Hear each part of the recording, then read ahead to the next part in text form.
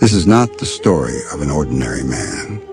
This is the story of a man whose arrival brought light to a world engulfed in darkness.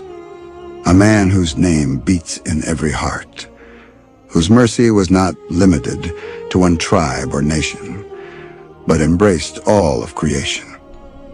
Let us journey back 1,400 years to the dry valleys of Makkah, where the dawn of this light began.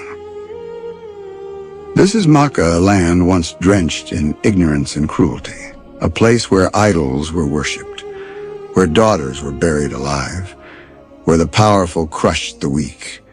Yet it was this very land that Allah chose for the birth of his final messenger. The year was 571 CE. The date, the 12th of Rabi al-Awwal. The night sky blanketed Makkah as a child was born in a modest home, Muhammad. A moment that may have seemed ordinary on earth, but in the heavens, it was a celebration.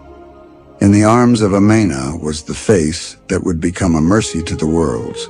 His grandfather, Abdul Muttalib, rushed to the Kaaba in gratitude and named the child Muhammad, the one who is praised by all. In those times, it was a tradition among the Arabs to send newborns to the countryside, away from the city, to be raised in a pure and healthy environment. Muhammad was entrusted to Halima Sadiya, and from the moment she took him in her arms, blessings poured into her life.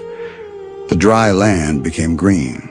Her once empty livestock produced milk, and everyone around her began to notice this child was no ordinary child. One day, as Muhammad played with other children, a figure descended from the sky. It was the angel Gabriel. He opened the young boy's chest, took out his heart, washed it with Zamzam water, and placed it back. The children ran in fear to tell Halima. Alarmed, she returned Muhammad to Makkah. But this was no accident. It was a divine sign this child was chosen by Allah. At the tender age of 6, Amina took Muhammad to Yathrib, the land of his forefathers. On the journey back, she fell ill and passed away in a place called Abwa.